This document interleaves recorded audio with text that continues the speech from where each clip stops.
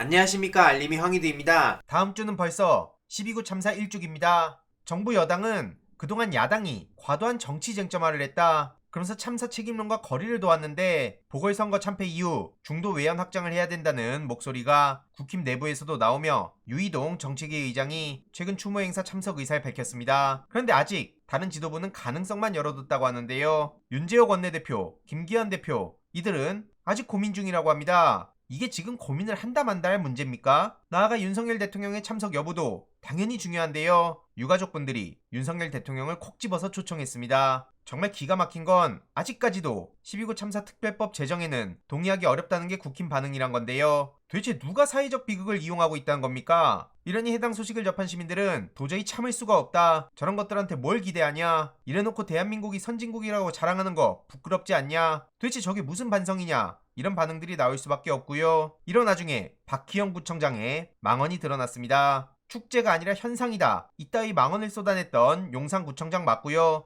저도 용산 구민으로서 어처구니가 없어서 말이 안 나올 지경입니다. 심지어 인파관리나 군중통제는 경찰의 업무라면서 책임을 떠넘기기도 했는데요. 그러더니 최근 사람들도 사고가 날 줄 몰랐기 때문에 온 거 아니냐, 자기가 신도 아니고 어떻게 예측하냐, 이런 얘기를 한 게 드러났습니다. 이러니 민주당에선 즉각 비판에 나섰는데요. 누가 신적인 능력을 발휘했냐 이거죠. 책임과 역할은 다하지도 않고 어쩜 저렇게 뻔뻔한 변명만 늘어놓냐. 윤석열 정부 12구 참사 책임자들이 보인 행태와 하등 다를 바 없다, 이렇게 비판했고요. 이상민, 윤희근, 박희영 등등 누가 하나 제대로 책임진 사람이 어디 있습니까? 이러니 뻔뻔하단 반응이 대부분입니다. 게다가 더 어이없는 건 12구 참사를 다룬 해외 다큐 크러쉬 관련한 논란인데요. 지금 국내에서는 관련 영상을 볼 수 없게 돼 있다고 합니다. 도대체 왜 한국에서는 이 영상을 볼 수가 없는지 계속 문제 제기를 해야 된다고 봅니다. 12구 참사 유가족분들의 눈물을 조롱하던 사람들이 합리적 행세하고 다니는 것도 그냥 넘어가선 안 되고요. 민주당에서는 이와 관련해서도 휴대폰, CCTV, 바디캠 영상 등 1500시간 분량의 기록을 바탕으로 이런 다큐를 만들었는데 왜 한국에서만 볼 수 없는지 직접 확인하고 정부는 그걸 국민들에게 공개해라, 이렇게 비판했습니다. 거듭 말씀드리지만 다음 주가 1주기기에 우리가 계속 문제 제기를 하고 주의에 알릴 필요가 있다고 보고요. 오죽하면 TV조선에서도 윤석열 정부와 국민의힘의 반성 타령은 진정성이 안 느껴진다고 비판하고 있습니다. 저도 진정성 얘기하는 거 별로 안 좋아하는데 지금은 누가 봐도 말만 던지고 있는 거 아닙니까? 당장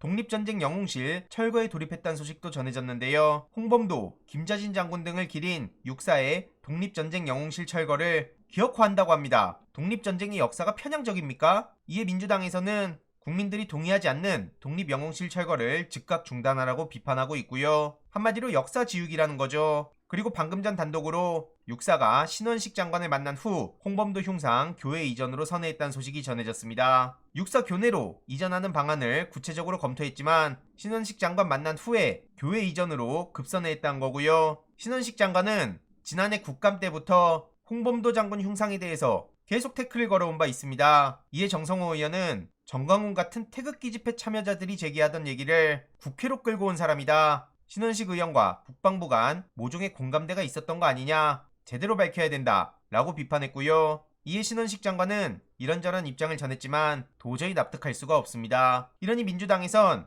민생에 집중하라던 윤석열 메시지는 어디 갔냐, 결국 그 지시는 기만이었냐, 계속 저렇게 국민 갈라치기 하고 역사 지우기 하고, 이건 무능을 넘어서 무도한 정부라는 거죠. 이러니 말뿐이란 비판이 계속해서 이어지고 있는 거고요. 정말 심각한 문제다, 개탄스럽다, 이런 반응이 괜히 나오는 게 아닙니다. 이외로도 김승희 전 비서관이 그냥 물러났다고 끝난 문제가 아니란 비판도 계속 이어지고 있는데요. 피해자가 잘못했기 때문에 반성시키려고 때린 거다, 김승희 씨의 부인이 이런 진술했다고 합니다. 이러니 이건 엄중한 대응이 아니라 은폐 시도 아니냐, 즉 권력형 학폭 은폐 의혹이라는 거고요. 윤석열 대통령은 온 국민이 이 사안에 주목하고 있다는 걸 직시해라, 한마디로 진상규명, 합당한 책임 끝까지 지켜보겠다는 얘기고요. 지금 윤석열 대통령 앞에 몇 가지 중요한 위기들이 놓여 있습니다. 첫 번째 고비가 12월에 처리될 김건희 특검법, 대장동 특검법, 쌍특검이고요. 두 번째가 신당 관련한 얘기고, 지금 유승민, 이준석 씨가 본격적으로 치고 나오고 있지 않습니까? 한마디로 보수 분열은